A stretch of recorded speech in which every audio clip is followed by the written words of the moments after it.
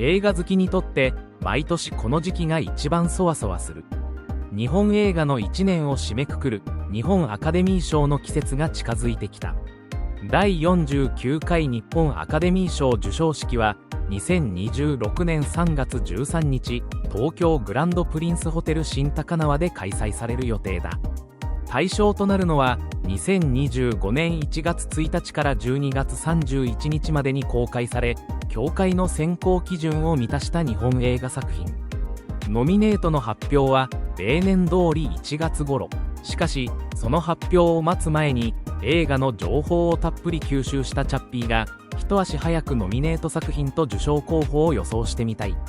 今回はその中でも作品賞の予想を紹介していく。1、国宝。映画国宝は伝統芸能の世界を舞台に生まれや才能、血筋に翻弄されながらも芸の道に人生を捧げていく一人の男の姿を描いた物語だ。厳しい修行と競争の中で何を守り、何を失い、何を継承していくのか。芸に生きる覚悟と人間の葛藤を重厚に描き出していく。2025年公開作品の中でも最も日本アカデミー賞向きと見られている一本。国宝は伝統芸能の世界を舞台に才能、血筋、努力、そして継承という普遍的なテーマを描いている。この作品が評価されると考えられる大きなポイントの一つは、日本文化を題材にしながら閉じた世界に止まらず人間ドラマとして広く伝わる構造を持っている点だ。これは日本アカデミー賞の作品賞で重視されやすい要素である。演出面では伝統芸能の所作や空気感を映画的なリズムと映像美で表現している点が評価される可能性がある。舞台と映像の融合は撮影や美術、衣装といった技術部門でも注目されやすい。また俳優の演技は非常に重要な評価ポイントになると考えられる。身体表現や間の取り方を含めた演技は役への没入力と技術力の高さを示すものであり、主演男優賞や助演男優賞につながる可能性がある。さらに国宝は派手な演出に頼らず積み重ねによって物語を成立させる構成をとっている。この姿勢は日本アカデミー賞が評価してきた日本映画らしい誠実な作りと重なる。もし国宝がノミネートされるとすれば、それは話題性やスケールだけでなく、日本文化と人間を真正面から描いた映画としての完成度が評価された結果だと言える。国宝は日本映画が持つ表現力と深みを示す作品として日本アカデミー賞の舞台に名を連ねる可能性を十分に備えている。2、宝島。映画宝島は戦後の沖縄を舞台に米軍統治下という特殊な時代を生きる若者たちの姿を描く物語だ。貧しさや理不尽さに直面しながらも自由と未来を求めて行動する彼らの選択がやがて大きな運命のうねりへとつながっていく。冒険探の要素を持ちながら時代と若者の葛藤を描いた作品となっている。宝島は戦後の沖縄という歴史的文脈を舞台に若者たちの葛藤や選択、そして自由への希求を描く作品である。この作品が評価されると考えられる大きなポイントの一つは、日本映画ではあまり描かれてこなかった沖縄の視点を正面から物語に据えている点だ。地域性と普遍性を両立させたテーマは作品賞の選考において重要な要素となる。演出面では時代の空気感を丁寧に再現した美術や衣装、ロケーションを生かした映像表現が評価される可能性がある。歴史劇としての説得力は撮影賞や美術賞といった技術部門とも強く結びつく。また登場人物たちの人間描写も大きな評価ポイントになる。善悪を単純に分けるのではなく、それぞれが抱える事情や信念を描く構成は日本アカデミー賞が好んできた人間ドラマの形と言える。俳優陣の演技についても若者の未熟さや揺れる感情を丁寧に表現する芝居が主演・助演部門で注目される可能性がある。集団劇としての完成度も高く評価されやすい。さらに宝島はエンターテインメント性を持ちながら日本の歴史と向き合う姿勢を持った作品だ。多くの観客に届きつつ、映画として語るべきテーマを内包している点は、近年の日本アカデミー賞の選考基準と重なる。もし宝島がノミネートされるとすれば、それは冒険譚としてではなく、時代と若者を描いた日本映画としての力が評価された結果だと言える。宝島は、過去を描きながら、現代の観客にも問いを投げかける作品として、日本アカデミー賞の舞台に名を連ねる可能性を秘めている。3、敵。映画敵は、ある日突然、敵と呼ばれる存在に直面した人々の視点から不安と疑念が広がっていく様子を描く物語だ。誰が敵なのか、そもそも敵は存在するのか、明確な答えが示されないまま、人々の心の中に生まれる恐れや分断が静かに浮かび上がっていく。東京国際映画祭で東京グランプリ最優秀監督賞、主演男優賞の3冠に輝いた文芸サスペンス。社会性と映画的密度の高さが際立ち、批評家金からの支持の強さでは、国宝宝島と肩を並べる一作。敵は、敵とは何かという問いを通して、人と人との関係性や内面に潜む不安や恐れを描く作品だと受け取られる。この作品が評価されると考えられる大きなポイントは、明確な悪役や単純な対立構造に頼らない点にある。敵は外側に存在するものではなく、価値観の違いや心の中に生まれる疑念として書かれている。この構造は、日本アカデミー賞で重視されやすい心理描写と人間ドラマの深さに直結する。演出面では、過剰な説明を避け、間や沈黙、視線によって感情を伝える手法が評価される可能性がある。観客に考える余地を残す表現は、映画芸術としての成熟度が高いと判断されやすい。また、俳優の演技も重要な評価ポイントになると考えられる。感情を大きく表現する芝居ではなく、抑制された表現の中で揺れる心理を見せる演技は、日本アカデミー賞がこれまで高く評価してきた要素だ。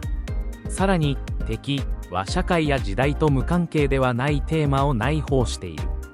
分断、孤立、不信といった現代的な空気を背景に、個人の内面に焦点を当てる姿勢は、作品賞や監督賞の視点からも注目されやすい。もし敵がノミネートされるとすれば、それは刺激的な題材や話題性ではなく、人間と社会を静かに見つめた映画としての完成度が評価された結果だと言える。敵は、見終わった後に答えを与える映画ではない。問いを残し、その問いが観客の中で生き続ける。その点こそが、日本アカデミー賞にふさわしい理由になる。4、8番出口。映画、8番出口は、地下通路に閉じ込められた一人の男が、異変がなければ8番出口へ進み、異変があれば引き返すというルールのもと、出口を探し続ける物語だ。同じ場所を何度も行き来する中で、わずかな違和感や変化が次第に不安を増幅させていく。出口を目指す単純な目的の裏で、現実と錯覚の境界が揺らぎ始めていく。8番出口は、原作ゲームの持つシンプルな構造を実写映画として再構築した点が大きな評価ポイントになると考えられる。限られた空間、反復される状況、不安を煽る違和感、これらを映像と演出だけで成立させている点は、日本映画の中でも非常に挑戦的な試みだ。また、日本アカデミー賞では近年、オリジナリティのある企画性や新しい表現への挑戦も評価されてきた。8番出口は、ゲーム原作でありながら、派手な展開や説明に頼らず、観客の感覚に委ねる構成を貫いている。この説明しすぎない映画体験は、映画芸術として高く評価される可能性がある。さらに注目されるのは、演出と編集の完成度だ。微細な変化を見逃させないカメラワーク、不安を増幅させる音響設計、そして観客自身が異変を探すという能動的な鑑賞体験。これらは日本アカデミー賞が評価してきた技術力と映画表現の融合に合致している。興行面でも原作ファンを中心に話題を集め、国内外で注目された場合、日本初のコンセプト映画としての存在感も強まる。近年、日本アカデミー賞は海外での評価や話題性も無視できない要素となっている。もし8番出口がノミネートされるとすれば、それはホラーやサスペンスとしてではなく、体験型映画としての完成度が評価された結果だと言える。日本映画の枠を少し押し広げた作品として、8番出口は日本アカデミー賞の舞台に名前を連ねる可能性を秘めている。5、爆弾。映画「爆弾」は突如として爆弾の存在を示唆する一人の男の出現から始まる。真偽不明の情報が錯綜する中、警察と関係者たちは限られた時間の中で事態の真相に迫っていく。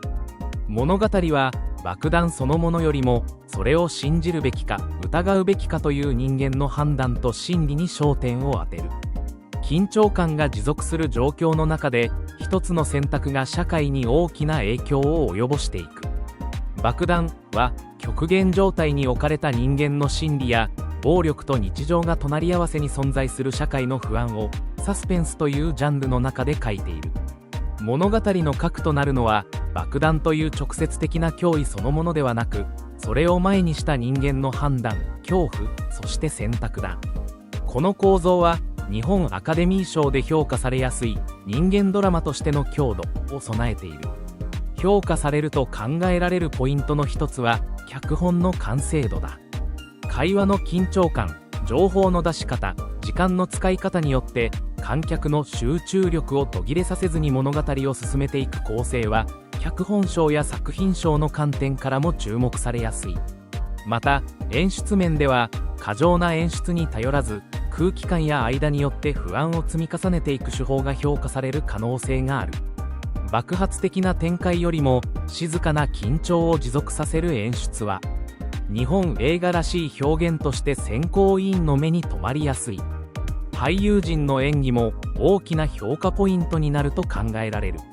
感情を爆発させる芝居ではなく、抑制された表情や言葉の選択で心理を表現する演技は、日本アカデミー賞が重視してきたリアリティに直結する。